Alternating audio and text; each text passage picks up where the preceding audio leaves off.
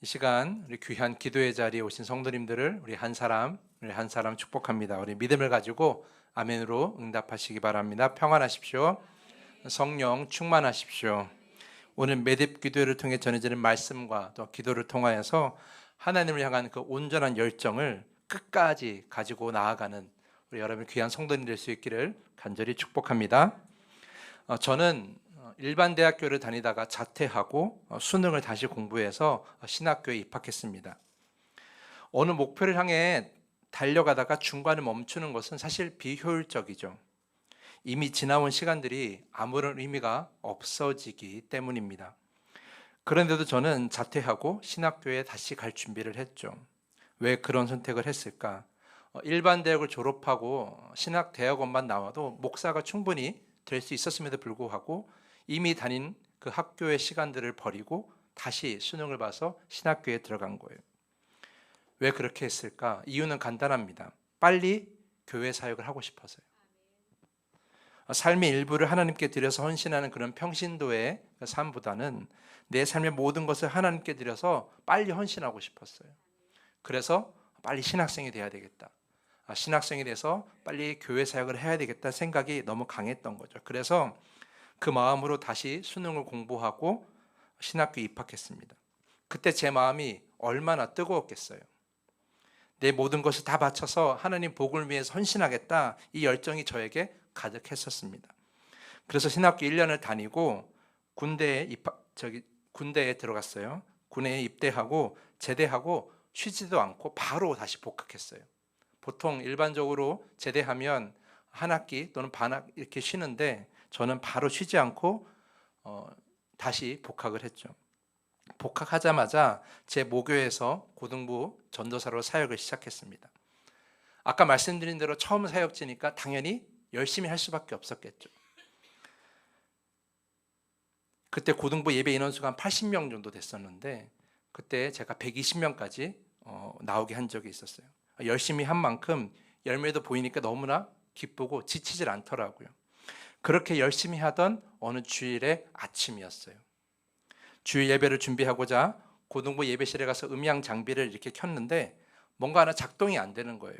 자세히 보니까 그 기계가 연결된 음향 장치가 연결된 멀티탭에 전선이 빠져 있더라고요, 속에서. 저는 사실 음향 장비를 많이 만져봤기 때문에 멀티탭 하나 다시 연결하는 것은 너무나 쉬운 일이었어요. 그래서 드라이버를 가져와서 멀티탭을 열고 전선을 연결하기 시작했죠. 그런데 갑자기 제 손과 팔에 묵직한 느낌이 드는 거예요. 그러면서 온몸에 전율이 오르더라고요. 무슨 일이었을까요? 네, 감전됐어요. 220V에. 빨리 예배를 준비해야 되겠다는 생각에 코드를 뽑지 않고 멀티탭을 바로 만진 거죠. 그것도 장갑도 끼지도 않고. 어떻게 됐을까요? 물론 살아있습니다. 살아있죠. 제가 이렇게 설교하겠죠. 다행히 별일이 없었어요. 순간 전선을 빨리 놓아서 그런지 약간 머리가 울리다가 약간 한 1초 정도 정신을 잃다가 다시 돌아왔어요. 하나님이 살려주신 거죠, 사실은. 주일 예배 잘 드리라고. 그때 저는 깨달았어요. 뭘 깨달았냐 하면 뭔가 열정을 가지고 할 때에 무슨 일을 열심히 할 때에 더 신중하고 조심해야 한다는 거. 내 안의 열정만 따라가다가 큰 실수를 할 수 있구나라는 걸 깨닫게 됐어요. 자, 오늘 본문 말씀 보겠습니다. 하나님의 궤, 법궤라고 부르고 언약궤라고 우리가 알고 있는 그 궤가, 오늘에서는 언약궤가 아비나답의 집에 있었습니다. 그러다가 다윗이 예루살렘 성을 점령하고 나서 이스라엘의 중심으로 삼으면서 이 언약궤도 그 아비나답의 집에서 예루살렘 성으로 옮기려고 했어요. 예루살렘은 정치의 중심이기도 하지만 또한 신앙의 중심도 돼야 되기 때문에 하나님의 법궤가 당연히 그 예루살렘 성에 머물러야 되는 거죠. 그래서 1절을 보면, 오늘 읽진 않았지만 우리 1절을 보면 다윗은 이 언약궤를 가지고 오는 일에 3만 명을 모읍니다. 3만 명을 모아요. 근데 1절을 잘 보면 다윗이 이스라엘에서 모든 뽑은 무리가 3만 명을 어떻게 모았냐면 다시 모았다라고 기록하고 있어요. 여기서 우리가 다시라는 말을 주목해야 돼요. 요 전에 이야기가 무슨 얘기가 나오냐 하면 블레셋과의 전투의 얘기가 나오거든요. 블레셋과의 전투를 위해서 사람들을 모았었는데 오늘 이 언약궤를 가져오기 위해서 다시 3만 명을 모은 거예요. 그러니까 전쟁에 참여했던 사람들 다시 모은 거죠. 전쟁 중이었잖아요. 전쟁 중일 때 그 군사들을 다른 일에 쓴다는 것은 매우 위험한 일일 수도 있어요. 그럼에도 불구하고 다윗이 이 언약궤를 가져오는데 군사들을 다 동원한 거지나 마찬가지였다라는 거죠. 왜 그랬을까? 왜냐하면 다윗은 그 언약궤를 가져오는데 매우 열정적이었기 때문이에요. 지금 빨리 내가 지금 점령한 예루살렘 성에 이 언약궤를 빨리 가져와서 정말 하나님의 임재가 온전히 임하는, 정말 하나님께서 온전히 머무시는 그런 예루살렘 성을 만들고 싶었던 거예요.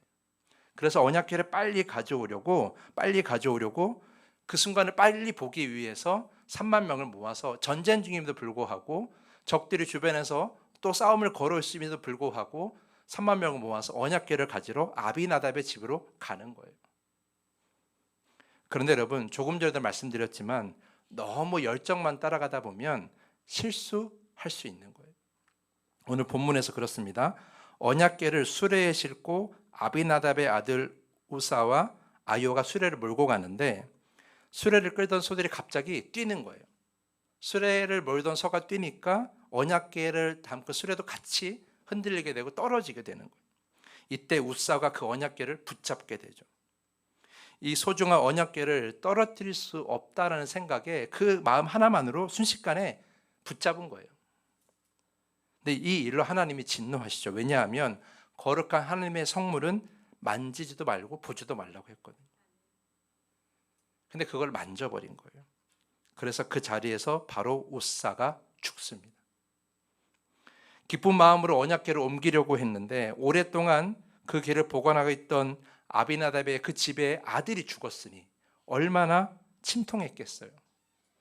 기쁨의 그 순간이 애통함으로 바뀌게 된 거예요. 이 일 때문에 9절에 보면 하나님을 다윗이 두려워하기 시작합니다. 이 언약궤를 지금 옮길 자신이 없다라고 말을 하면서 언약궤를 다윗의 성, 그러니까 예루살렘으로 가져오지 않고 오벳 에돔의 사람이라는 그 집에 잠시 두게 되는 거죠. 이것이 오늘 이야기의 요약이에요.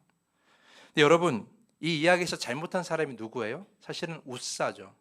우사가 하나님의 말씀을 어기고 언약궤를 손으로 만진 거예요. 근데 그보다 더 잘못한 사람이 있어요. 그게 누구냐 하면 바로 다윗이라는 거죠. 제가 민수기 4장 15절 말씀을 읽어드릴게요. 잘 들어보세요. 진영을 떠날 때에 아론과 그의 아들들이 성소와 성소의 모든 기구 없는 일을 마치거든 고앗 자손들이 와서 매일 것이라. 그러나 성물은 만지지 말라. 그들이 죽으리라. 회막 물건 중에서 이것들은 고앗 자손이 매일 것이며 라고 되어 있어요. 자, 진영을 옮길 때, 진영을 떠날 때에 그 언약궤와 성소의 성물들은 어떻게 가져가라 그랬어요? 메고 가라고 되어 있어요. 원래 하나님께서 이스라엘 백성들에게 명하신 것은 그 모든 성물들, 그리고 언약궤를 포함한 모든 성물들은 다 메고 가게 했어요. 그런데 오늘 다윗이 어떻게 했어요? 그것을 메고 가지 않고 수레에 싣고 가고 있었다는 거예요. 다윗이 이것을 몰랐을까요? 모르고 그랬을까요? 아니에요. 오늘 10절 말씀 보면 마지막에 이렇게 기록되어 있죠. 가드 사람 오베드돔의 집으로 메어 간지라라고 되어 있어요. 여러분, 우사가 죽은 걸 보니까 맞아, 원래 하나님이 알려주신 방식대로 언약궤를 메고 갔었어야 되는데 그걸 이제 깨닫게 된 거야. 알고 있었음에도 순간 그걸 생각하지 못한 거죠. 그러니까 알고 있었다라는 거야. 알고 있으면서도 다윗은 이런 실수를 범하게 되었다라는 거예요. 왜 이런 실수를 범했을까? 우리가 이것을 오늘 알아야 돼요. 다윗은 왜 이런 실수를 범했어요? 제가 보니까 다윗은 너무 열정적이었어요. 이 언약궤를 빨리 예루살렘 성으로 가지고 오고 싶었어요. 그것이 하나님이 기뻐하실 거라고 생각했고 하나님이 그것을 하기 위해서 내가 무슨 행동을 하든지 하나님은 다 이해해 주실 것이라고 생각했어요. 그래서 빨리 가져오기 위해서 수레에 실은 거죠. 하나님도 이해하실 거야. 하나님도 이 언약궤를 예루살렘으로 빨리 가져가길 원하실 거야. 그러니까 방법보다도 이걸 빨리 가져가는 것을 하나님이 기뻐하실 거라고 생각하면서 그 열정으로 이 일을 행했던 거죠. 근데 그 너무 열정적이어서 그 열정이 실수를 범하게 한 것입니다. 사랑하는 성도 여러분, 열정은 배신하지 않는다라는 말을 들어보셨을 겁니다. 열심히 사는 사람은 뭐라도 할 수 있다는 그런 의미죠. 그 열정에 걸맞는 결과를 다 만들어낼 수 있다고 생각합니다. 물론 그렇죠. 어떤 일이든 열심히 하면, 열정을 가지고 하면 분명히 열매를 맺습니다. 하지만 믿음 안에서 성도로서 열정을 가지고 신앙생활을 할 때는 그 열정을 제어하는 어떤 장치가 필요합니다. 그걸 잘 기억해야 돼요. 여러분 집에 무선 전기포트 하나씩 다 가지고 있죠. 라면 끓여 먹을 때 쓰는 그런 전기포트도 있고, 차 마실 때나 커피 마실 때 쓰는 그런 물 끓이는 전기포트 하나씩 가지고 있을 거예요. 물을 넣고 스위치 한번 누르면 물이 끓을 때까지 계속해서 전기를 공급해서 물을 끓여내는 것이 전기포트입니다. 신기한 거는 물이 100도가 되면 스위치가 어떻게 돼요? 딱 꺼진다라는 거예요. 스위치를 제어하는 센서가 그 안에 담겨 있기 때문에, 장치가 있기 때문에 물이 100도가 되면 더 이상 전기를 공급하지 않고 전원을 끊어버리는 거예요. 근데 만약 이 장치가 없다면 어떻게 될까요? 물은 계속 끓겠죠. 계속 끓으면서 주전자는 만질 수 없을 만큼 더 뜨거워질 것이고, 물이 다 증발해 버리면 어떻게 돼요? 불이 날 수도 있는 거예요. 믿음 안에서 열정도 마찬가지입니다. 하나님을 향한 열정, 교회를 향한 열정을 제어하는 장치가 우리에게 있어야 되는 거예요.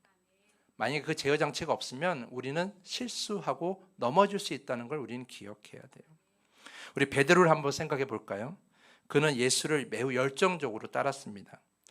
마태복음 16장에 보면 예수께서 제자들에게 물으시죠. 너희는 나를 어떤 존재로 믿고 있느냐? 이렇게 물으실 때 베드로가 대답합니다. 주는 그리스도시요 살아계신 하나님의 아들이십니다.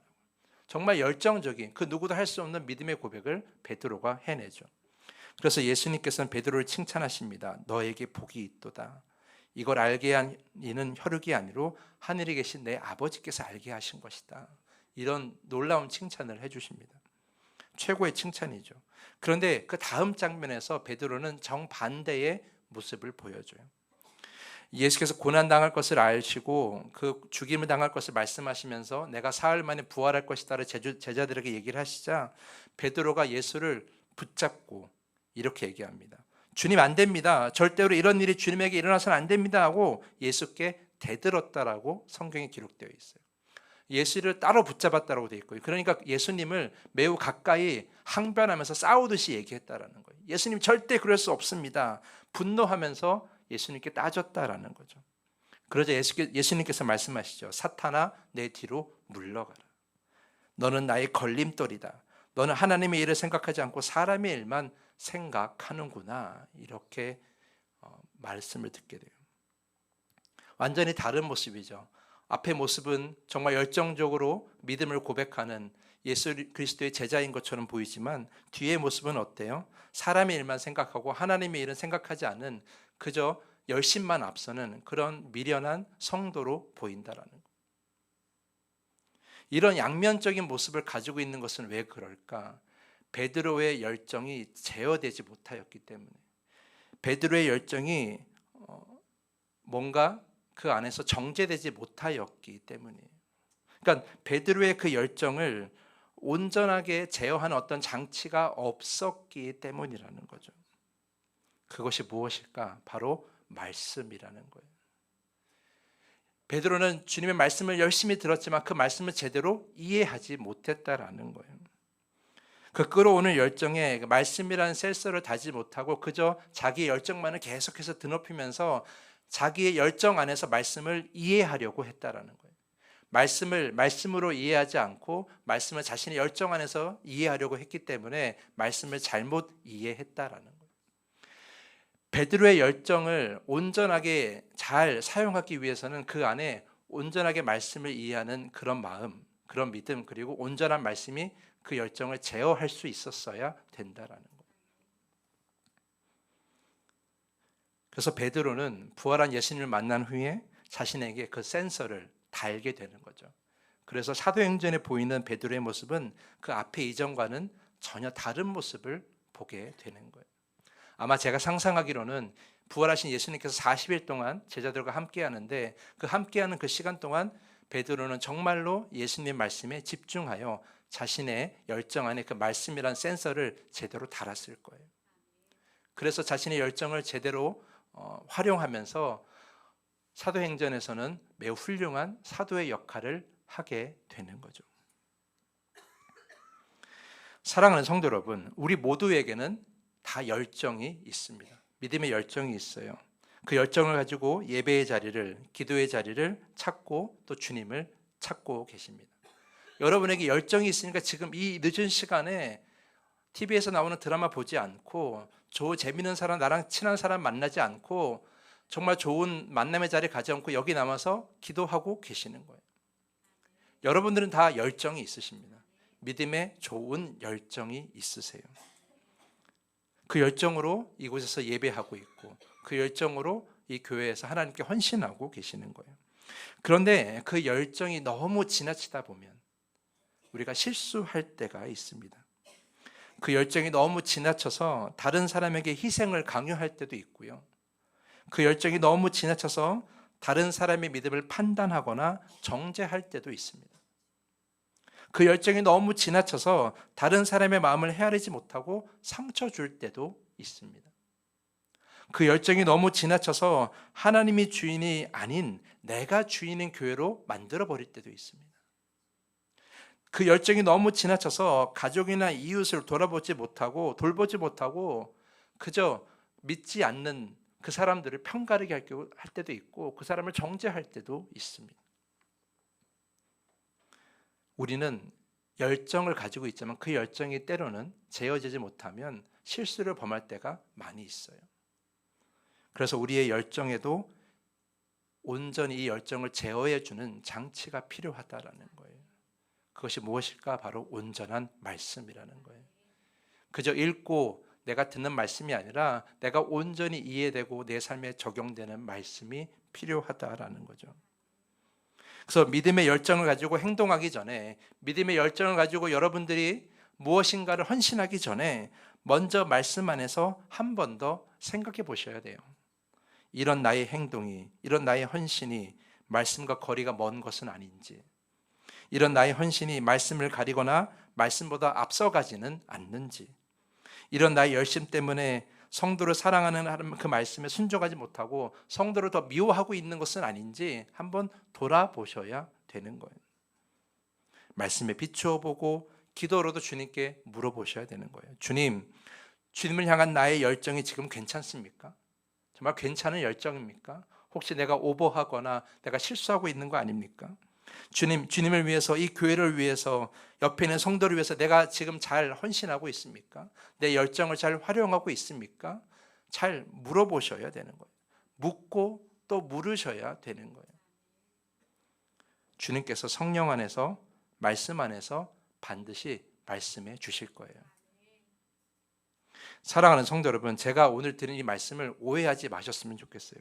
지금 여러분의 믿음 안에 타오르는 열정을 무조건 잠재우라라는 그런 의미가 아니에요.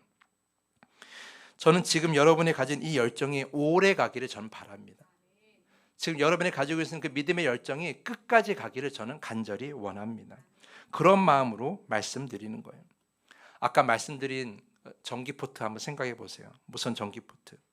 적당히 물을 끓였을 때 스위치를 꺼주지 않으면 계속해서 열을 가하면 그 전기포트를 오래 쓰겠습니까? 금방 망가질 거예요. 금방 고장나죠. 우리도 마찬가지, 우리 믿음도 마찬가지죠. 말씀으로, 기도로, 성령으로 제어되지 않는 열정을 가지고 있으면 그것은 오래 가지 않는다라는 거예요. 내가 가진 열정을 그대로 다 표현하고 내가 가진 열정을 그대로 다 쏟아내면 그것은 오래 가지 않는다라는 거죠.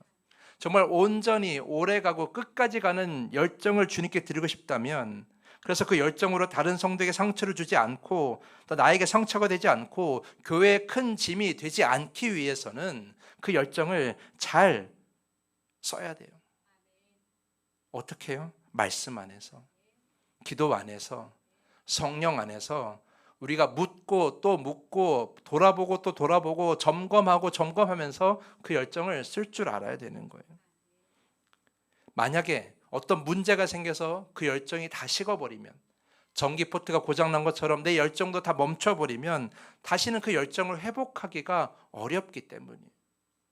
그래서 이 열정을 끝까지 활용할 수 있도록 잘 관리하고 잘 제어할 수 있어야 되는 거예요.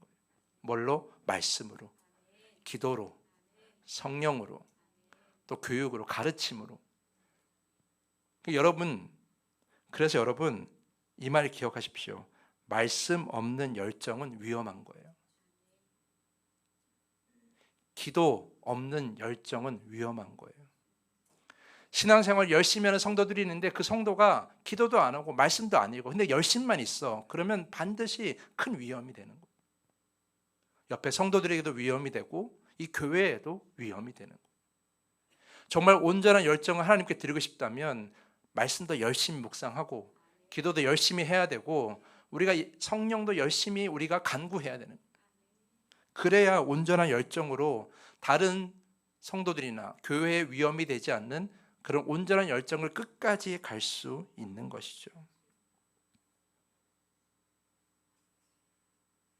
한번 점검해 봅시다. 지금 나의 열정, 내 믿음 안에 있는 열정이 교회에 위험하지는 않는가?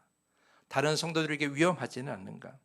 믿지 않는 나의 가족, 이제 믿음을 갖게 하려는 그 이웃에게 위험하지는 않는가? 한번 돌아보셔야 되는 거예요.